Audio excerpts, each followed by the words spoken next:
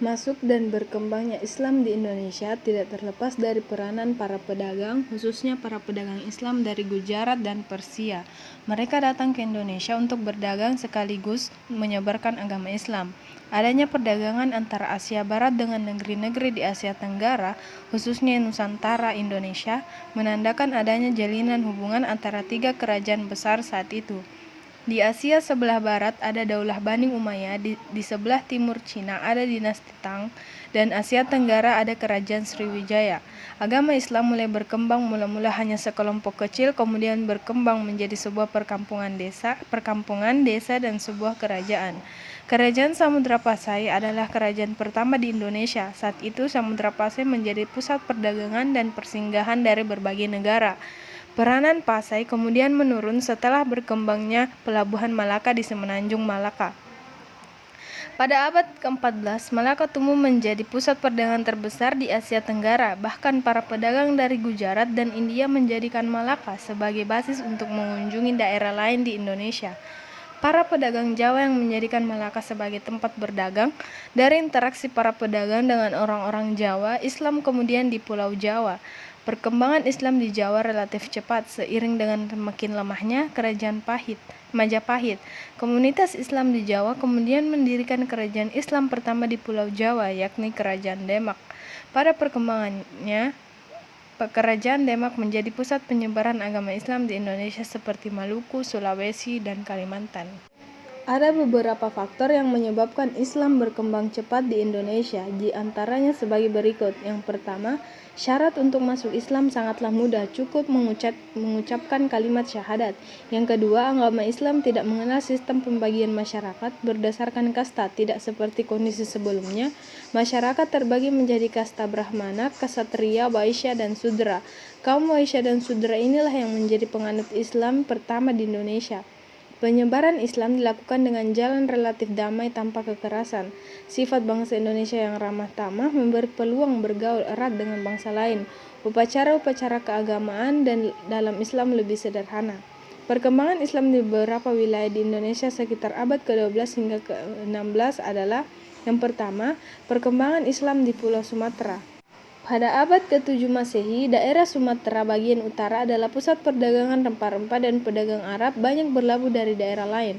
Letak pelabuhan yang berada di ujung pulau Sumatera menyebabkan daerah ini menjadikan tempat yang strategis. Bukti tentang agama Islam masuk di Sumatera berasal dari makam Sultan Malik Ibrahim As-Saleh, raja pertama kerajaan Samudra Pasai tahun 1270 sampai 1297 Masehi. Dan makam seorang muslimah Tuhar Amisuri tahun 602 Hijriah di Barus, pantai barat Pulau Sumatera. Di Sumatera, bagian selatan kemunduran kerajaan Sriwijaya dimanfaatkan oleh kerajaan Samudra Pasai untuk muncul sebagai kekuatan ekonomi baru. Kedua, perkembangan Islam di Pulau Jawa. Penyebaran agama Islam di Pulau Jawa diperkirakan berasal dari Malaka. Bukti tentang agama Islam di Pulau Jawa berasal dari batu nisan Fatimah binti Maimun di Leran, Gresik yang berangkat tahun 1082 Masehi. Namun hal ini belum berarti bahwa saat itu Islam sudah masuk ke daerah Jawa Timur. Demikian pula dengan adanya komunitas Arab yang hidup di Sumatera pada awal abad ke-12 Masehi belum tentu berarti berlangsung Islamisasi. Setelah akhir abad ke-13 Masehi, bukti-bukti Islamisasi sudah banyak ditemukan di Pulau Jawa. Hal ini dapat dilihat dari penemuan beberapa batu nisan di Troloyo, Trowulan, dan Gresik. Dalam Berita Mahuan 1416 terdapat keterangan tentang adanya orang-orang Muslim yang tinggal di kota pelabuhan Gresik.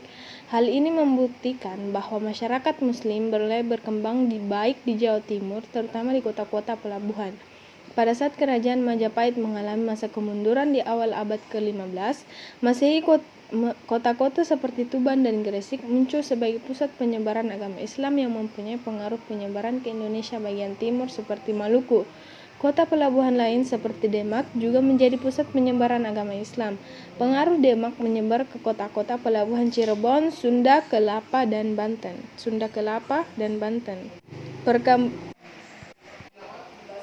Perkembangan Islam di Pulau Kalimantan, Maluku, dan Sulawesi. Penyebaran Islam di Pulau Kalimantan dapat diketahui dari hikayat milik Kerajaan Banjar. Islamisasi ini dilatar belakangi oleh kepentingan politik Kerajaan Demak dan konflik antara Kerajaan Banjar dan Kerajaan Daha. Penyebaran di Maluku dan Sulawesi berjalan dengan damai. Hal ini tidak terlepas dari terjalinnya jalur hubungan dan pelayaran internasional di Malaka, Jawa, Maluku.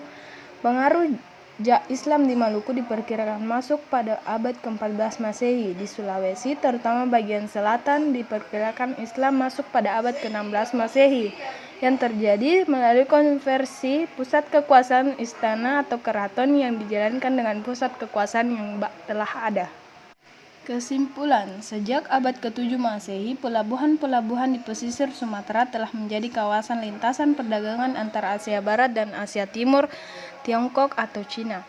Para pedagang dari Asia Barat yang sering singgah di pelabuhan-pelabuhan Sumatera umumnya berasal dari Arab, Persia, dan Gujarat. Yang ketiga, ada dua pendapat mengenai masuknya Islam ke Indonesia. Pendapat yang pertama menyatakan bahwa Islam masuk ke Indonesia pada sekitar abad ke-7 Masehi, dan pendapat yang kedua menyatakan bahwa Islam masuk ke Nusantara pada abad ke-13 Masehi. Selanjutnya, pembawa agama Islam ke Indonesia adalah kaum pedagang, para mubalik, dan sufi. Selanjutnya, penerima ajaran Islam di Indonesia terbagi menjadi dua golongan, yaitu golongan elit, raja, bangsawan, dan pengusaha, dan golongan lapisan bawah atau rakyat biasa. Selanjutnya, masuknya Islam ke Indonesia melalui jalur perdagangan, perkawinan, pendidikan, tasawuf, dan kesenian. Selanjutnya, Kerajaan Samudra Pasai adalah kerajaan Islam pertama di Indonesia. Saat itu, Pasai menjadi pusat perdagangan yang banyak disinggahi para pedagang dari berbagai negara. Selanjutnya, faktor-faktor yang menyebabkan agama Islam dapat berkembang di Indonesia adalah: yang pertama, syarat untuk masuk Islam sangat mudah. Yang kedua, agama Islam tidak mengenal kasta. Yang ketiga, penyebaran agama Islam dilakukan damai. Yang keempat, sifat bangsa Indonesia yang ramah tamah. Yang kelima, upacara-upacara keagamaan dalam Islam lebih sederhana. Yang keenam, kebudayaan Islam menghasilkan bentuk-bentuk sistem politik kemasyarakatan dan perkembangan ilmu pengetahuan. Sekian dari saya, lebih dan kurangnya mohon dimaafkan. Wassalamualaikum warahmatullahi wabarakatuh.